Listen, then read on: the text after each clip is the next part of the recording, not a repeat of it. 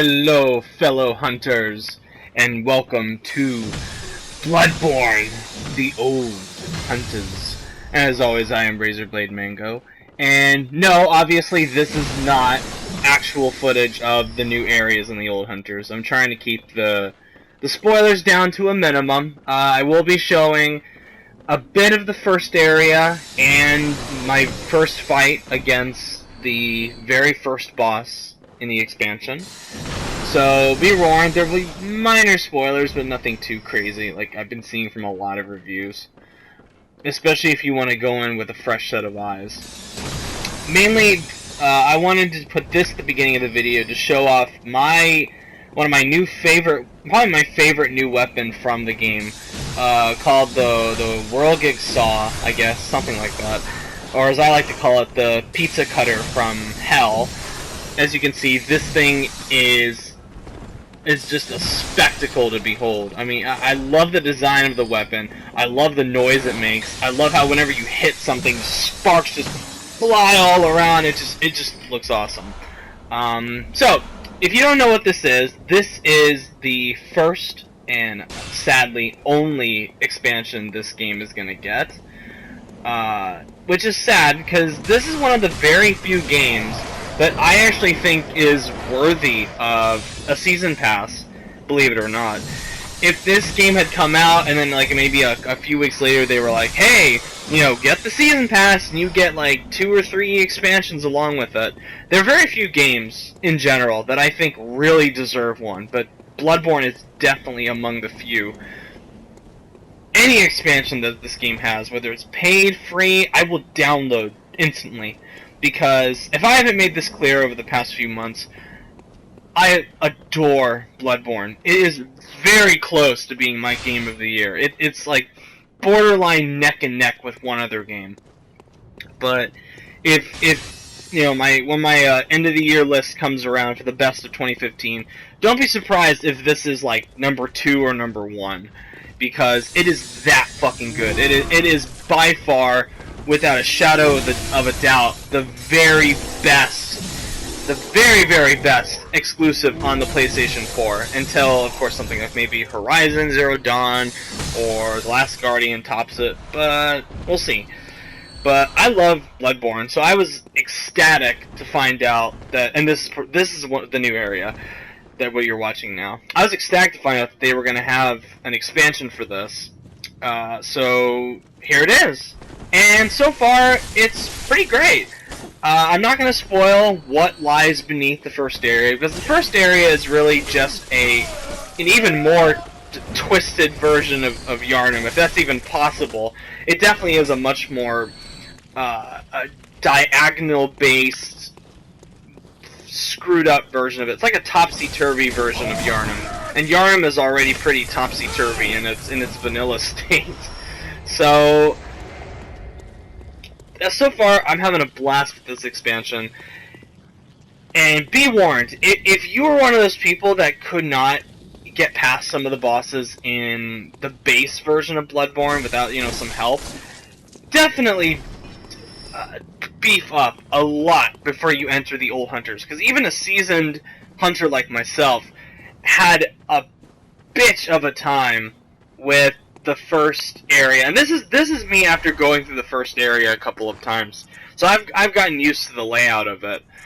Now, the first area is hard as hell. Do you guys remember those enemies that were the hunters in the base version of the game, and whenever you'd kill them, they wouldn't respawn?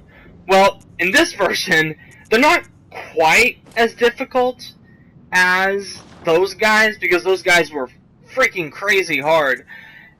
They're still pretty challenging, and they will respawn. So even if you go into this, kill a hunter, and you think, whew, I'm glad that's over with, I don't have to deal with that again, you're going to be in for a rude awakening when you respawn to the area. When that big-ass hunter comes at you with the huge chain whip weapon, or a giant saw that has a new elemental power to it. It's crazy how difficult this is. And I'm including Demon Souls here. This is among the hardest things I have ever played in any of these Souls games. And I am definitely talking about Demon Souls. I'm talking about the Dark Souls DLC. I'm talking about all the stuff that I played so far. This is among the most challenging I've ever done. But because how much I love the combat and how much the combat is more attuned to my style of play, which is offense, I don't mind it so much. I think it's really fun, and it still retains that super addictive feeling of victory when you finally overcome something that's been pissing you off for like hours on end. When you finally beat that one boss or that one enemy that's just been a pain in your side, you do get that rush of adrenaline like the base game provides, and that feeling is indescribable. I mean, I'm not going to show my victory against the first boss of the area because that would be spoiling his second form, which is best left to see for yourself. But when I finally, because it took me a couple tries to beat the boss in the Old Hunters, the very first area, which is called the Hunter's Dream, I believe, or the Hunter's Nightmare. One of the two. Either would suffice. And when I finally got to that point, and I was like, come on, come on, come on! Like, my fingers started to twitch, and my heart started to race, and my body was just shaking. And I went, yes! I'm gonna do it! I'm gonna beat him! And then when I finally beat him, just, woo! It was the most incredible feeling. And I had missed that feeling from the original Bloodborne. I mean, yes, it is hard. Yes, it will beat you into the ground if you are not careful. Yes, it will piss you the hell off. But like I said in my baseline Bloodborne video, just keep at it, because the more you fight these bosses, the more you get used to their attacks, the more of their patterns you'll memorize. You can try new things, you can experiment with new weapons. Hell, there's even a feature if you join the free faction update, the League, I believe they're called. They'll actually give you the ability to summon NPC hunters. And while you think that might be cheating, when you see what this boss is like, you will scurry for one of those NPC hunters, because they provide. And the cool thing is, they don't make them cheap. They'll hit the boss and they'll stumble it. They will never do damage. They are merely a distraction. You have to do all the damage. So at the end of the day, even if you get an NPC hunter to help you, you won that victory. That was all you that successfully beat that boss. All you. And the game lets you earn that victory. There's also a ton of cool new weapons in this game. A common complaint in Bloodborne, I didn't have it because I honestly just stuck with my saw blade, is there weren't enough weapons to experiment with. Well, I think that argument definitely holds a lot of ground in the baseline version, but going into Old Hunters, you can't complain about it. There's tons of new weapons. There's like the boom hammer that I'm using currently. There's the pizza cutter from hell that I showed earlier. There's a weapon called the Holy Moonlight Sword that is badass. There's just a ton of stuff to do. I've heard there's over a dozen new weapons, and a lot of them you won't get on your first run through because they're just so crazy. Some of them are really obscure to find, and that's the beauty of Bloodborne. Even if you go through all of it, there's still a ton of secrets to unlock, and I'm pretty sure that's the case with Old Hunters. I'm sure I've definitely missed something by now.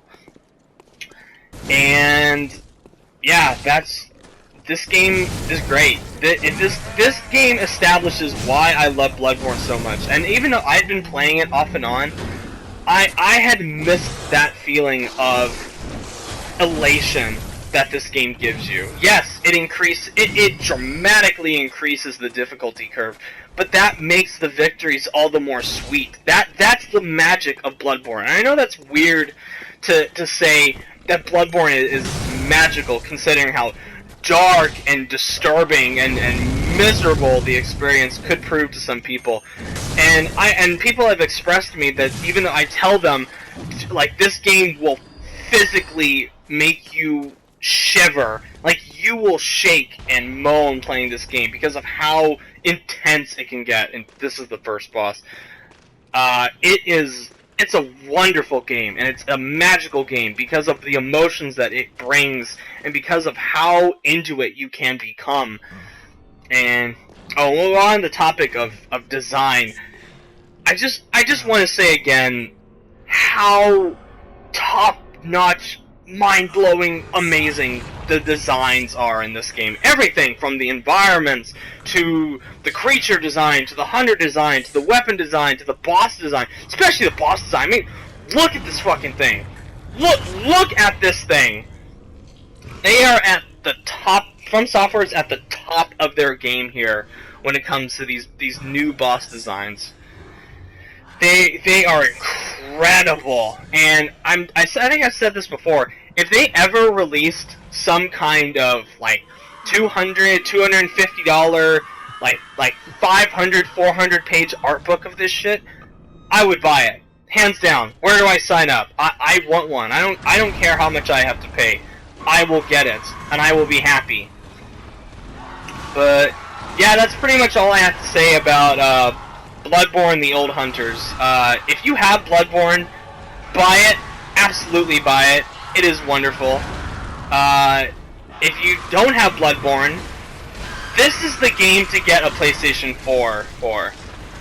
I very rarely ever say that about a game, but this is a game. If you can handle how intense it gets and how brutal its difficulty can be, buy a PlayStation 4. I think they're like $300 right now for with a Black Friday sale. Buy a PS4. Buy the complete edition of Bloodborne, which is like $50 right now. Just buy it. It's an incredible game. It's an incredible expansion. It's worth every penny. Hands down, 2 thumbs up recommendation. Lots to love.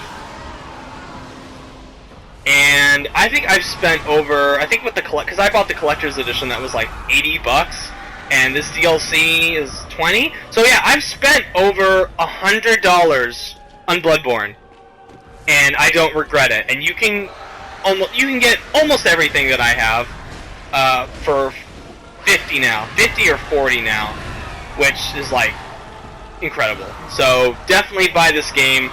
And I'm gonna end this video in the most appropriate way, me getting massacred by this disgusting, disturbing glob of gook. Anyway, thank you guys for watching. Have a good one.